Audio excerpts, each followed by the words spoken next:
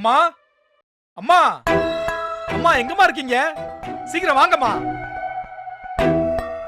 என்னடா அரிச்சாமி, ஏன்டா இப்படி கத்துற? அம்மா, சக்தி இன்னையோட தொலைஞ்சாம்மா. இனி அவனால எந்திரிக்கவே முடியாது. அவன் மேல விழுந்திருக்கிறது அம்புட்டு பெரிய அடி. என்னப்பா சொல்ற? ஆமாமா, ஆண்டாளு வந்து சக்திக்கு எதிராக கோர்ட்ல சாட்சி சொல்லிட்டான். இனி அவனால தப்பிக்கவே முடியாது. நெசமாவ சொல்ற? ஆண்டாள வந்து சாட்சி சொன்னா? ஆமாம்மா, எங்க அண்ணன் தான் மாமாவை கத்தியால குத்திச்சு, அத என் கண்ணால பார்த்தேன்னு அடிச்சு சொல்லிட்டாமா. என்னால நம்பவே முடியலடா அரிச்சாமி. அவ எப்படி அவ அண்ணனுக்கு எதிராக சாட்சி சொன்னா? அதாம்மா எல்லாருக்குமே ஆச்சரியமா இருந்துச்சு. ஆண்டாளு இப்படி சொல்லுவான்னு யாருமே எதிர்பார்க்கல. ஆண்டாளு சக்திக்கு எதிராக சாட்சி சொன்னதும் அவன் மூஞ்சி போன போக்க பார்க்கணுமே, அப்படியே பேய் அரைஞ்ச மாதிரி ஆயிட்டாமா. ஆண்டாளு மட்டும் கொஞ்சம் மாத்தி சொல்லி இருந்துச்சு, கேஸ் அவனுக்கு சாதகமா முடிஞ்சிருக்கும். நல்ல வேலைம்மா, அப்படி எதுவும் நடக்கல. இனி அந்த சக்தி கதை அவ்வளவுதாம்மா.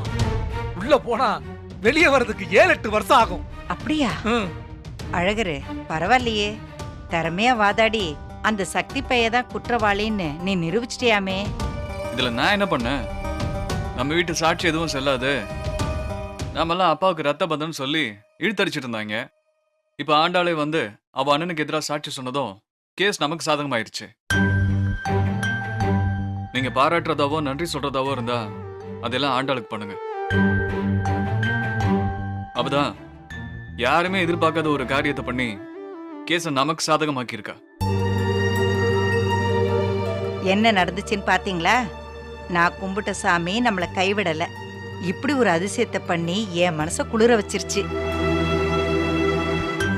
இது ஆச்சரியமோ அதிசயமோ இல்ல, இதுதான் நடக்கும்னு எனக்கு முன்னாடியே தெரியும்.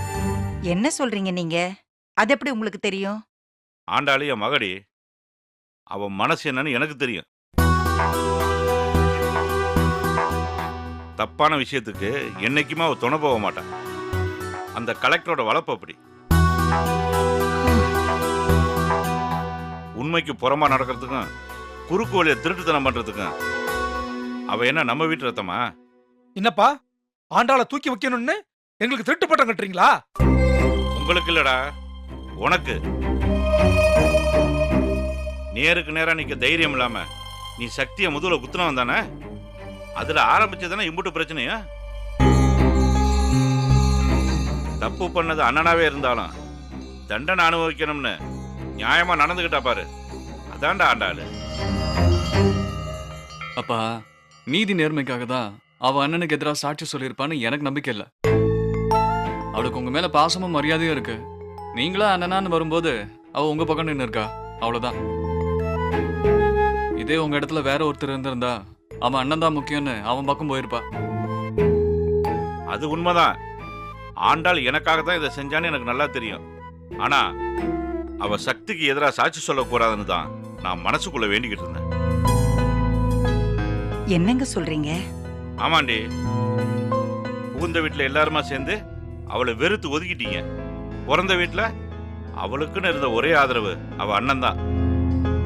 அவ அண்ணனுக்கு சப்போர்ட்டா சாட்சி சொல்லியிருந்தா அவ அண்ணனோட அன்பு அவளுக்கு கிடைச்சிருக்கும். ஆனா இப்ப அவ எனக்காக அவ அண்ணனுக்கு எதிராக சாட்சி சொல்லி அவன் உறவையே அறுத்துக்கிட்டு நிக்கிறா.